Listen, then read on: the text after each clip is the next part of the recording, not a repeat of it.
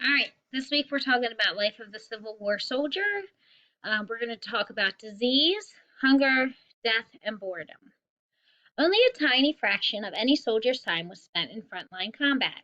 Instead, the vast majority of his existence revolved around the monotonous routines of camp life, which presented its own set of struggles and hardships. So, this is saying that most of the time when you are a soldier at war, you're not fighting, you're at camp, and monotonous means the same. So, the same routine over and over and over again.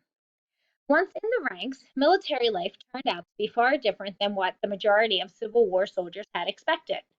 Patriotic zeal blinded most of these volunteers to the realities and hardships that they were signing up to experience. The passage of several generations had muted the country's memory of deprivations of the American Revolution. Few had participated in the war in Mexico, which left a popular legacy of glorious victory. Certainly, argued the conventional wisdom, this sectional crisis could be resolved in a few short, painless months.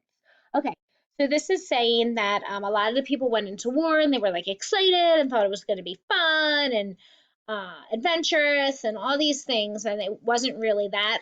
That it had been a long time since the Revolutionary War, so people didn't really remember what it was like to be a soldier at war. Volunteers viewed the battlefield as a great stage upon which they would either secure their liberty or save the Union. While they acknowledged that losses would occur, no one envisioned their potential demise in any but heroic circumstances. But 4 years of the daily struggle to survive in military camps would prove otherwise. Twice as many Civil War soldiers succumbed to death from disease as from bullets, shells, and ions. By varying estimates, between 400,000 and 500,000 soldiers lost their lives on this less gallant of stages. What was the basis of this non combat struggle, and how did the common soldier cope? So, this is just saying that more soldiers died from disease than they did from actually fighting on the battlefield. During the fair weather campaign season, soldiers could expect to be engaged in battle 1 day out of 30. Their remaining days were filled with almost interminable drilling, punctuated with spells of entertainment in the form of music, cards, and other forms of gambling. The arrival of newspapers or mail from home, whether letters or a care package, in camp was always cause for celebration. Despite such diversions, much time was still left for exposure of the non-combatant foes of poor shelter, unhealthy food, and a lack of hygiene, resulting in waves of sickness and death. Oh, and disease. Sorry. Okay, so you could fight 1 out of 30 days. The other 29 days, you would do drills like training, and then you would listen to music, play cards, gamble. Sometimes you would get a letter from home or a newspaper, which was super exciting.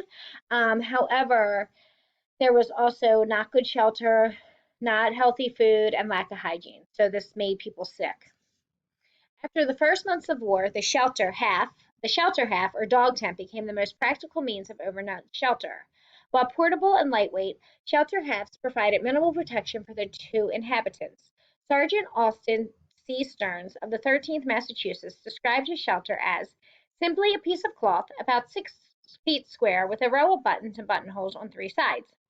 Two men pitched together by buttoning their pieces together and getting 2 sticks with a crotch at one end and one to go across the top, and then placing their cloth over it and pinning it down tight. To protect the soldier from the damp ground, a tarred or a rubberized blanket could be used. A stout wool blanket kept the chill off. Unfortunately, many soldiers discarded these heavy march items on a long march or when entering combat, and lived or died to regret it when the weather changed. As the war moved forward, an exhausted soldier often merely lay on his blanket at night in an effort to simplify his life and maximize periods of rest. Such protracted exposure to the elements boded ill for this life expectancy. Okay, so basically they had a shelter which was like a cloth teepeed over um, like a branch, okay, and then buckled to the ground. So like a makeshift like tent, and then they laid on a blanket, which could have been rubberized, and then which could have been like kind of made out of rubber. So it gave a little bit of protection from the cold or the wet. And then they had a wool blanket. But they walked far from battle to battle often, and these things were heavy. So sometimes when it was warm, they would get rid of them, and then they would have no blanket when it got cold again. So this wasn't good for how long the soldiers lived. Rations on the march varied from plentiful to scarce. On paper, the Union Army enjoyed the best rations of any army in history up to that time, but logistical difficulties inherent in feeding armies of tens of thousands resulted in occasional shortages. The Confederacy, while fighting on predominantly home turf, often found it difficult to consistently deliver full rations to its troops on the march, largely due to procurement and transportation problems. So this is saying that the Union, they had like the best rations or the best amounts of food for any army in history. However, logistically, because they would have to, they'd be different places and there were tens of thousands of people, sometimes there were shortages. The Confederacy, however, they found it difficult to have full rations for its troops because they couldn't get the food or they couldn't transport it. When they're talking about rations on the march, we're not talking about the month of March, we're talking about like literal marching. Hut, hut, hut, 2, 3, 4, and like moving in the war. The full Union marching ration consisted of 1 pound of hard bread, the infamous hardtack, 3/4 of a pound of salted pork, or 1¼ pound of fresh meat, along with coffee, sugar, and salt allotments. At the beginning of the war, the Confederacy adopted the Union ration but reduced it by 1862. Fresh meat and coffee became increasingly scarce. As fresh fruits and vegetables disappeared from military diets, soldiers' immune systems deteriorated and vitamin deficiency diseases such as the scurvy proliferated. The Union Army responded by issuing desiccated vegetables, as described by Corporal Joseph Van Nest of the 101st Ohio. These delicacies consisted of a combination of corn husks, tomato skins, carrots, and other kinds of vegetables too numerous to mention. This bounty had been dried and compressed into a sheet or block, and when boiled, expanded to many times its previous size. While denigrated as desecrated vegetables by the boys in blue, they consumed them with a alacrity alacrity as a variation in an otherwise bland diet. Unfortunately, unbeknownst to the culinary science of the era, most of the needed vitamins disappeared during processing. Okay, so this is saying that they started out with like meat and coffee and vegetables, but as the war went on, these things weren't available, especially like coffee and fresh meats, and there weren't as many crops, so there weren't as many vegetables. So they dry them out and compress them. So they would boil them and dry them, and then the soldiers would eat them. And they were super excited because it was kind of exciting and had flavor. However, most of the vitamins in them, in that processing of them, or the boiling them and drying them out, disappeared. So they weren't real healthy. Confederate soldiers usually had to forage for fresh vegetables. During the deprivations of the 1864 Atlanta campaign, one Johnny Reb wrote, "Our men get a vegetable diet by cooking up polk, potato tops, maypop vines, curlip weed, lamb's quarter, thistle, and 100 kind of weeds. I always thought poison. I thought it trash, but the boys call it long forage." On the marching, foraging, a convenient euphemism for theft, would be employed by both sides in an attempt to improve the daily diet. Despite orders to the contrary, some Confederates liberally practiced this thievery during their forays into the North and even when marching and camping in friendly territory. Okay, so basically the Confederate soldiers, they would cook up any type of vegetable, any type of weed, any type of foliage, greenery that they could find, so that they could eat. Also, when they were in the Union camps in the North, they would steal stuff from them, and sometimes they would even steal stuff from their own camps from other troops. The commissionary took a back seat on the march to the needs of the Ordnance Department, but still trumped the quartermaster, whose top priority was to provide forage for draft animals, not replacing uniform components. Threadbare patriots consequently appeared, particularly in the Confederate armies, and the battlefield requisition became a prime means of supply for the South, as St. John Worshman noted at the end of the war. Nearly all equipment in the Army of Northern Virginia were articles captured from the Yankees. Most of the blankets were those marked U.S., and also the rubber blankets or cloths. The varying The very clothing that the men wore was mostly captured, for we were allowed to wear their pants, underclothing, and overcoats. As for myself, I purchased only one hat, one pair of shoes, and one jacket after 1868. Okay, so this is just saying that the clothing wasn't well, especially for the Confederate armies.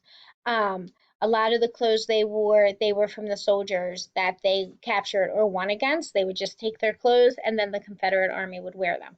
They wore their pants, their underwear, their coats, their blankets, everything. Soldiers north and south also shared in the infestation of body lice in their clothing and bedding. Due to constant outdoor living, often under poor sanitary conditions, the gray back vermin became a visible manifestation of all the invisible bacteria and germs whose presence was unknown to the mid 19th century science. Okay, so both soldiers on both sides, North and the South, Union and Confederate, they got lice, which are little bugs, like now we know them mainly to be in our hair if we get them, but they would be in their clothing, their bedding, like all over the place. Once they get on you, they can just hop right over to the next person. And because they lived outdoors and they didn't live in good conditions, the lice just kept growing and growing and growing. The seasonal movement to permanent winter camps would simultaneously improve and harm the physical condition of the Civil War soldier. While the man while the men remained in one place, the supply chain of wagons and railroads caught up to their daily needs. Union logisticians employed their superior resources in overcoming commissary and quartermaster problems, but the Confederates also managed to supply their men in winter camp under more challenging conditions. Okay, so it sounds like they moved more in the spring, summer, and fall, and in the winter they stayed in one place, which was helpful because they could get supplies to them more quickly and in one place because they were never moving. So that was helpful. Periodic shortages did exist, but were vividly remembered by the Southerners. Both sides shared the difficulties that emerged from remaining in one place for an extended period of time. The majority of soldiers, being from royal backgrounds, had not been exposed to such a wide cross section of human population and its communicable diseases. When, when accumulated in camps of tens of thousands, soldiers without natural immunities would succumb to the likes of measles and chickenpox. These same large numbers, residing in one spot for more than a month, caused horrendous situations in relation to sanitation. The use of sink pits as latrine mechanisms ultimately led to the presence of human fecal bacteria in the water supply. That water supply, in many instances, did not need much help in the area of contamination. Swift running, clear water would be the exception more than the rule. These conditions created the greatest killer of the war, um, basically disease. So, um, amoebic and bacterial dysentery. So that's disease, bacterial dysentery. So what would happen is they could get supplies to them during the winter when they stayed in one place for a long time. However, it was very unclean. Um, there was a lot of people there. They were dirty. And once one person gets a disease, it can spread really quickly. Same as this COVID virus we have right now. That's why we have to stay away from each other because disease can spread quickly from one person to the other. So that's what was happening in these camps. They were like all crammed in. Um, they didn't have any immunities, which meant their body couldn't fight things off. They would get the measles, they would get the chicken pox, um, they would pee in sink pits, and then human fecal. That's like poop. Would get into the water supply, and that is dangerous and can kill you. So the water supply would now be contaminated or dirty. So there wasn't really clean water there. It was all dirty. And these are the things that killed more people in the war than actual war and bullets did, these diseases and bacteria that they got. Whimsically called a case of the quickstep, dysentery did more damage than the infernal killing creations of man. The creation of penicillin and other antibiotics was still decades away, leaving medical staffs of the Civil War few tools to combat the war's greatest killer. By the end of the war, the Union Sanitary and Christian Commissions made great strides in improving camp hygiene and clean water. The Confederacy had nothing on such a scale. although experience also improved camp conditions for the boys and